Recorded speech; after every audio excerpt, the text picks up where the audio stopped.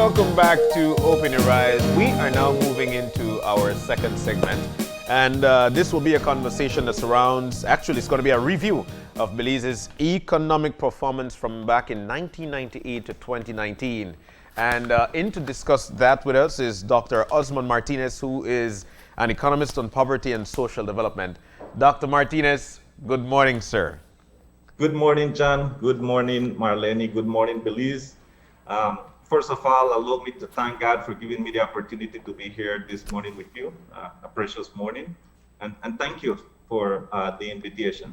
Wow. Let's just dive right into it. Let's it's do that. Such a critical conversation. We have been saying as we head into this election, the economy is the number one issue. Yep. And all the things that are a consequence of that, from services that can be provided to looking at some of the efforts that have to be made for recovery. But we are taking a look back today. And Dr. Martinez, let's just start off by hearing a bit more as to how you look at the performance of the country with an economist's outlook. Well, Belize have experienced a unique economic pathway from 2008 to 2019. And let me just give you a summary. In October 30th, 2009, the Prime Minister confirmed that Belize was on recession. Yeah. And then that was the first time. Then the second time, when he mentioned that the economy was on recession, was on the 2nd of October, 2016.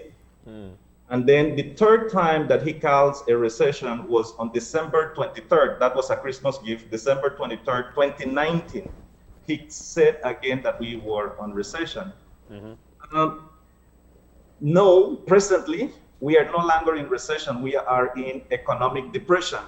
Why? Because once an economy decreases, once the GDP decreases for more than 3 years consecutive, then it is being considered economic depression.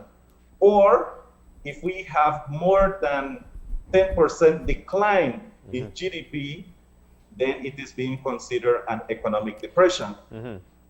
Now, we haven't seen an economic decline in the last 3 years. However, in the first quarter and second quarter of this year, the report is that in the second quarter is that the economy contracted by 23.3%. Which leaves us in economic depression. Because it hit the 10%. Yes, because it's more than 10%. Yeah. Let me dive back for a second there, because there are many, when we talk about the economic situation, and we had one on Monday, I think, that is a great precursor for this conversation. There is the pre-COVID status of the economy, and there is the in the midst of the pandemic economy. And so when we look at where we were before we started to detect or face our own issues with COVID in March, we had already seen 3/4 of the previous year having a decline in GDP, and the first quarter, clearly with the absolute shutdown of the tourism, then led to a decline as well. What did that say about the economic situation at that point?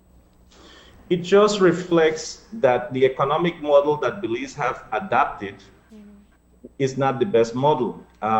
Presently, the present government has adopted infrastructure as the backbone of Belize's economy.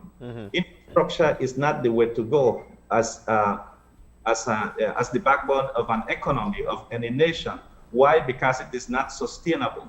Yeah. So the government moved away from investing in the productive sector or investing in the MSMEs, which is the micro, small, and medium-sized enterprises, and the large enterprises, to invest in infrastructure. And then we have to remember that in 2019, the ratio to GDP, the debt to GDP was 95%. So it was no longer sustainable. Osman, where do you see us going economically, and how do you think it can be saved? When we look at the income per capita, okay, and the income per capita, let me just give you an example here, John. The income per capita from 1998 to 2008 had annual growth of 2.61%. And then from 2008 to 2019, under the present government, it has a negative 0.42%.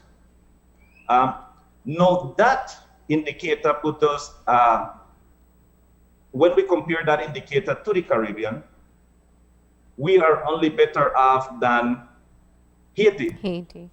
Out of 14 countries in the Caribbean, we are ranked number 13, and that was in 2019. Now, it is important to note that Haiti is the poorest country in the Western Hemisphere, according to the World Bank. And as such, where are we going?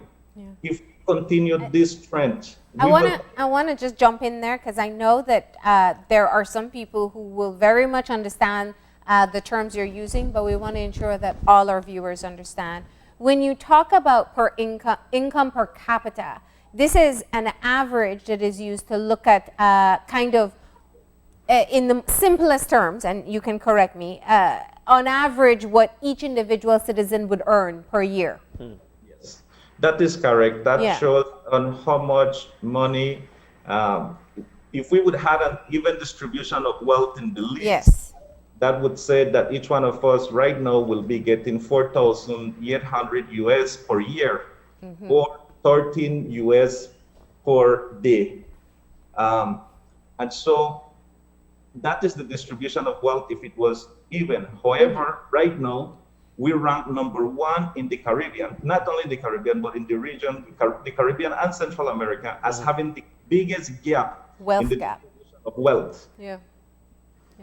Which means that there's a huge disparity between what some people are earning, they're above that average, and they're some below that average. There's not so much in the middle. Exactly. So we have 20% of Belize population getting 85% of the total wealth, and you have 60% of the population getting 15% of Belize's wealth. And what that does is to encourage an increase in poverty and crime. When you talk about, and going back to your previous point, when you were talking about the infrastructure-driven economy that we have seen over the past decade, it's not a model that's not used in other countries. What I hear from you, though, is that you're saying perhaps it wasn't the best for us in our phase of development. Explain to me why. The problem with infrastructure is that it's not sustainable. Every dollar that the government invests should look at having a sustainable economic development. So, for example, economists, financiers, and accountants will consider investing in infrastructure a debt investment, because once you invest that money in infrastructure, there is no return. And as such, it's not the same as when you invest in the productive sector. In the productive sector, you will employ people for a long term. You will have, once you employ people, you will generate higher spendings within the country. And as such, business will grow. Remember that as long as every Belizean have money and they conduct a transaction, the government also earns revenues from it, because every dollar that we exchange or any transaction that we do, even if we buy a biscuit, there is a portion of tax that goes to the government of Belize. And that is what makes it sustainable. And we have, in fact, and this is going to be a great political issue, I think, if you think of it, because we know that the current administration very much defends the investments that they have made and continue to make in infrastructure. And it's not a bad thing. You know, we do need better streets, we do need better access to utilities. So if not building upon that type of foundation that is necessary for a developing country, where else should the investment have been made? Or is it a matter of having a better balance between infrastructure and other development projects? Infrastructure is not a bad thing. Infrastructure is good. Don't get me wrong. Absolutely, yeah. Yeah, but we need to find the point of equilibrium, you know, whereby you can invest in infrastructure, but at the same time, we need to invest in the productive sector. We have a huge problem when it comes now with the gap between imports and exports. In 2019, that gap is at $204 million, which is a huge gap. Now, what is the problem with having a huge gap? The problem lies that Belize is actually helping another country to grow instead of growing Belize or building Belize. So if we import a lot of products from China, from the United States, from the UK, we are helping to build the economy in China, United States, and the UK instead of producing and building Belize. That is the problem. And 204 billion Belize dollars as a gap in 1 year is a lot. And then we put a strain on the foreign exchange as well. Where are we in terms of foreign investment? Are we in a good standing there, and what can be done to try and build on that? The IMF have constantly recommended to Belize, to the government of Belize, to enable an environment to attract foreign investors. Since the nationalization of BTL, investors have lost confidence to invest in Belize, and the foreign direct investment actually had a decrease, has decreased since then. And so we need to find a way on how to attract investors and how to gain their confidence again. However, investors look at how your GDP is doing, and our GDP is not performing well. That is one of the ways that we are removing the confidence of investors to come to this. And if we look at where we are today in terms of the level of debt that we have accrued, I think it's a very critical situation. But let's look at one of your areas of specialty, and I think it's one that is just a tough problem for any country to solve, but we do have to take a look at what we have. Our poverty indicators, based on the last census, which was 10 years ago, had a little less than half of our population being deemed as living in poverty. Now, the 2020 census would have given us an update as to where we are today. However, we know the census was not carried out. So we can still only use that measure. But many would assume, and especially now with the pandemic, that it's beyond half at this point. In looking at where investments need to make, looking at protection programs, social protection programs, helping people to increase just access to their basic needs, it's a very costly venture. And it isn't something that you necessarily see some form of return from immediately. You see return in terms of quality of life for people, which is good enough, but not a financial return. How does a country face such a huge problem when it comes to poverty? The World Bank and the United Nations have both agreed that the best way to move away from poverty is through education. No, because the more qualified an individual is, the higher the income will be. Nonetheless, in Belize, it is almost impossible for a person who is living in absolute or relative poverty to get a high level of education due to the high costs. In the 2018-2019 academic abstract that was published by the Ministry of Education of Belize, it shows that in the academic year 2018-2019, a total of 7,323 students graduated from primary school, of which only 6,195 transitioned to high school, leaving out 1,128 students with only a primary school certificate.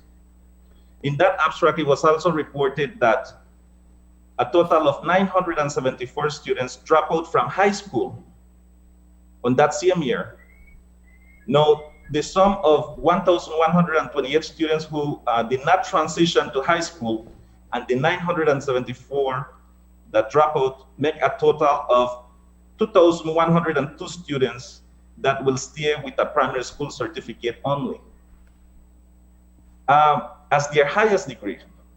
And in that same abstract, it shows that transition from high school to junior college was around 2,000 students, or 50%, which means that the people that are living, the people that are living in relative poverty or absolute poverty, they are not getting higher education, which means that poverty will continue to increase. It is impossible to escape poverty under these conditions, but the economic models enable that any person can move from the middle class to relative poverty or absolute poverty. Yeah, we use less economic terms. We say we're one paycheck away from poverty. Yeah. But it's a reality, you know. I know we all hear it, we live it. We know if you just fall a little bit behind, how it feels almost impossible to catch up. And imagining or trying to see the scenarios of people who are already in a very difficult situation. It is not impossible, I believe, but it is much harder to get out of that situation. But yes, when you talk about education, though, and this is always one of the things that we hear around election time. You know, a politician comes in and says, "Well, free education for everyone." And here's what we know: we know that the education budget has been the largest allocation. We know that education is mandatory up to the age of 14. And while primary level education is heavily subsidized, there still is a cost associated for families.